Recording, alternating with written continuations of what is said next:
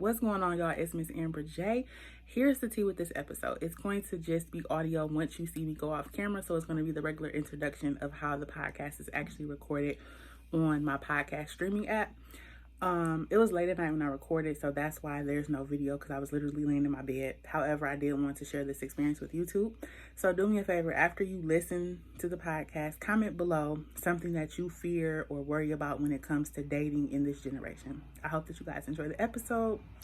Thumbs it up, share it with a family member or a friend, and let's just get into it. Your host, Miss Amber J, and this is the Dear World Podcast, the place that if you drink your water and mind your business, you'll be just fine. We're all family here, so nothing is off limits. The goal of this podcast is to be relatable, transparent, and honest. Please turn on your notifications so that you will be alerted whenever a new episode has been posted. Don't forget to rate the podcast in your app store and share it with your family and friends. I hope that you enjoy your listening experience, and welcome to the family. What's good, family? I hope all is well. Welcome to season 4, episode 6. Y'all bear with me on this one. This is definitely one of my more vulnerable episodes. Definitely have my heart on my sleeve right now. It's like 1 o'clock in the morning. And I kept thinking about this and I kept thinking about it. And I was like, go ahead and record the episode. And those of you who are avid listeners of the Dear World Podcast, you already know I said that I didn't want this podcast to just be about relationships, love, and dating. However, in the wee hours of the morning, this is what's on my mind. And I think it's going to make for a really great podcast, especially for those of you who can relate to what I'm saying, to all my millennials, to all my singles, to all my people that are struggling in the dating world. This is for y'all. We in it together. So basically, I want to talk about what scares me about getting to know a person, dating a person, and actually being in a relationship. Some of these are just like scenarios that play in my head, but others are actually situations that have happened to me. So I think it's only natural that they have become like fears of mine. I think this one is a pet peeve and a fear. Getting to know someone and truly liking that individual and then not having them be consistent.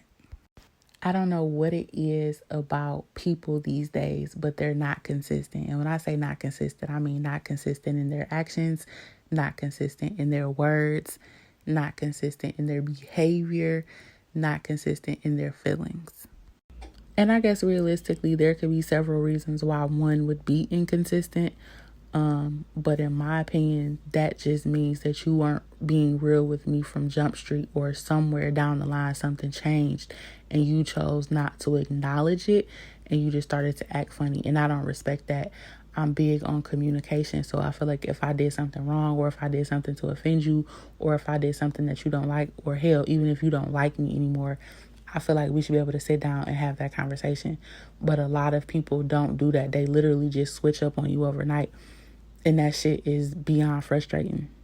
And I'm definitely the type of person that I'm going to acknowledge when a person is acting shifty or when their temperature has changed with me. But some people don't receive that well. And I don't use those words, when addressing it. But the simple fact that I do go to a person and say, hey, I feel like something has changed between us. I feel like your behavior is different. A lot of people don't receive that well. And I've literally been ghosted because I've confronted people about their inconsistencies. And that honestly boggles my mind, but I guess it is what it is. Bitch, I don't want to end up hurt again. I've had my heart broken so many times. And it's crazy because I've also had my heart broken several times by the same person. And it's like I only have so many more relationships in me before I'm like, fuck all of this. Fuck men, fuck love, fuck everything, you know what I'm saying? And I truly fear being hurt because it takes so much to take those shattered pieces and put them, back together again and become whole. It takes so much to recover from heartbreak, to recover from, being betrayed, from just having your world shaken. And I don't want to keep going through that. So sometimes I definitely avoid getting too close to people or giving my all to a person because I'm so afraid that that person is going to break me. And it's gotten to a point now that I honestly don't know how many more times I can be broken. It irritates me that I'm loyal in the talking stage. I used to be that person, oh, I'm about to get to know these 5 dudes and we gonna go on dates and all the other stuff. No, bitch, I'm 29 and I'm exhausted and I'm past that. And loyalty is one of my greatest strengths, but it's also one of my greatest weaknesses.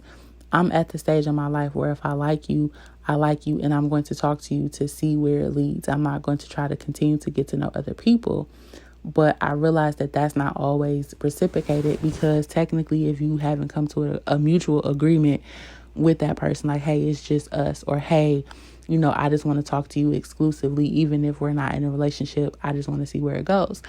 So I can't be mad at people when they choose to continue to get to know other people, but it's still frustrating because I have been left in the dust several times because I put all of my eggs in one basket. Meanwhile, he done spread his eggs across 6 different baskets and is doing a process of elimination.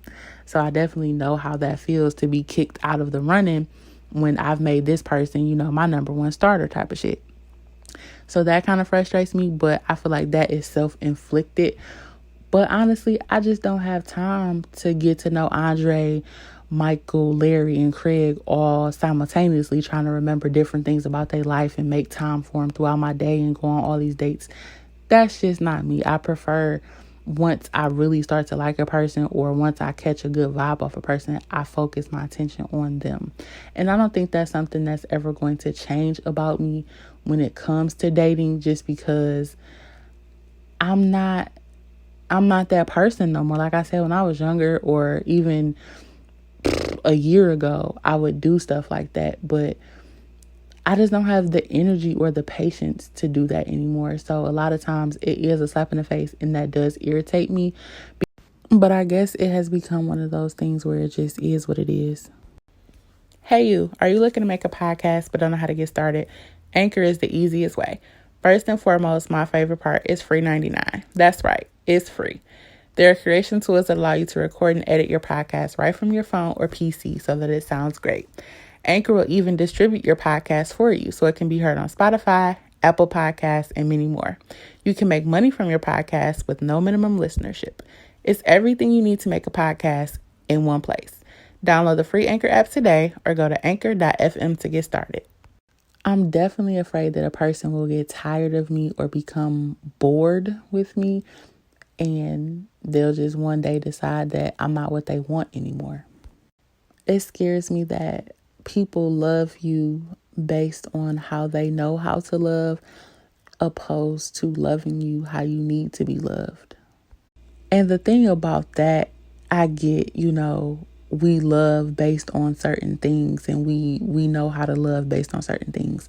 But so many people are not patient and willing to put in the effort to learn your love language and love you the way that you actually need to be loved in order to feel loved. It scares me that there are a lot of broken people that don't take time to heal before they introduce themselves to you. And I'm the woman that always asks a man, hey, do you feel like you're over your past relationship or over your ex? And 9 times out of the 10, most dudes say yes. But realistically, it's a lot of people walking around still in love with their exes, trying to be in a relationship with you. That shit is a disaster waiting to happen. Maybe I'm a little biased with this, but I always reference my parents when it comes to like time and investments in a person. My parents got married 6 months into knowing each other, and they've been married 30 plus years. So for me, the amount of time that I spend talking to a person isn't what matters, because I could talk to a person for 2 years and still feel like I don't know them. But I could talk to a person for 2 weeks and feel like I've known them my entire life. So I don't think it's necessarily the amount of time that you're investing into a person is what you're getting out of that invested time. But I don't think this generation thinks like that. It's like, oh, hold on, we've only been talking for 7 months. Let me cool my jets and let's take our time. And it's like, I get it. Time is all we have when it comes to getting to know people, and we want to take our time getting to know people, but I'm afraid that people take a little too much time, and I don't want to spend, a year 2 years or even 3 months of my life getting to know a person and then have it not go anywhere. But in that same token, I'm a realist and I understand that nothing is guaranteed. So it's kind of like you just have to invest that time and see where it leads. This might sound crazy to y'all, but again, I'm being vulnerable and these are my thoughts. But I'm afraid that when I finally do come across somebody that I want to be with for the rest of my life, I will be afraid to commit to them because of the things that I've endured throughout my life. It scares me that people are more concerned about having sex than they are about having an emotional and intellectual connection. It's almost like physical attributes and physical attraction matters more than like an emotional connection, a mental connection, a spiritual connection. And I can't get behind that shit. And I guess in a sense, people have gotten content with being alone. So having sex with a person and, barely holding a conversation is okay with a lot of people. And that scares me because I'm the type of person I want that, 60, 70, 80-year-old marriage. I want my best friend. I want the person that I can go grow old with and experience life with and explore life with. The person that I can pray with. The person that I know regardless of how my body changes or how I change, they're going to love me regardless. And sometimes I'm afraid that I'm not going to find that. I've learned when it's time to walk away from a person, but I walk away when I feel like I've exhausted my efforts. A lot of people in this generation don't do that. At the first sign of you doing something that they dislike, they're gone. And it's either maybe because you reminded them of somebody that they used to be with, or maybe what you did really turned them off that bad that, they head for the hills. But outside of that, a lot of people give up so easily. Like they give up before things even begin. Like I honestly just want the person that I can weather storms with, where, we can communicate and work past our problems. A person that understands that neither good times nor bad times are permanent. Things are always going to change. We're going to evolve. But as we evolve, we have to learn how to love each other through our growth. Somebody that is going to grow with me and not somebody, I'm on page 20 and they're still on page 14 or something like that. Somebody who is patient in loving me and in me loving them. And I feel like we live in a microwave generation. So it's just, sometimes it's just really fucking frustrating. This might be a combination of fear and frustration. And I mentioned it earlier, but a lot of people don't take time to dismantle and unpack their baggage and their hurt. And I think that causes them to unconsciously hurt you. And then they don't know how to take responsibility for the pain that they've inflicted upon you, whether it was intentional or unintentional. And I definitely meant unintentional and not intentional. Even though I've been hurt a lot and I've been cheated on and I've been betrayed, I feel like I'm still very open to receiving love and to giving love. I'm definitely just more cautious and reserved about my feelings because, like I said before, I don't know how many more times I can take being hurt or take, having my feelings taken for granted or wasting my time with the person, because my end game is to find someone that I want to spend the rest of my life with.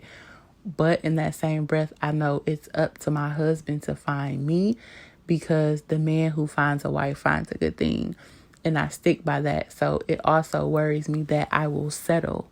And I don't want to settle for a man who is not designed for me. And I do know that as a woman, I bear certain insecurities. But I just hope that my insecurities never prevent me from fully allowing myself to be loved how I deserve to be loved. My last one, people just have unrealistic expectations of relationships and they have unrealistic expectations of you. And I think a lot of that is because people compare the shit that they see on the internet or what they see celebrities do, and they try to make it applicable to the relationship that they have with you. And realistically, I think we all at some point or another, if not always, have had relationship goals, but I feel like your relationship goals have to be embedded in your partner and not something that you saw on the internet or not something that you saw a celebrity doing. I've come to the conclusion that we all have baggage. Some of us just have a lighter load than others. Despite all of that, I'm a firm believer that God made a top for every pot, and there's someone for everyone. So with that being said, despite the fears and the worries, if you are a hopeless romantic like me, don't give up. Today's quote comes from Buddha. You can search throughout the entire universe for someone who is more deserving of your love and affection than you are yourself.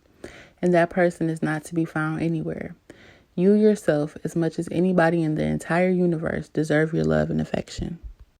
Well, family, that's all for today. I hope that you enjoyed this episode. Do me a favor, share it with a family member or a friend. Again, I'm your host, Miss Amber J, and this is the Dear World Podcast.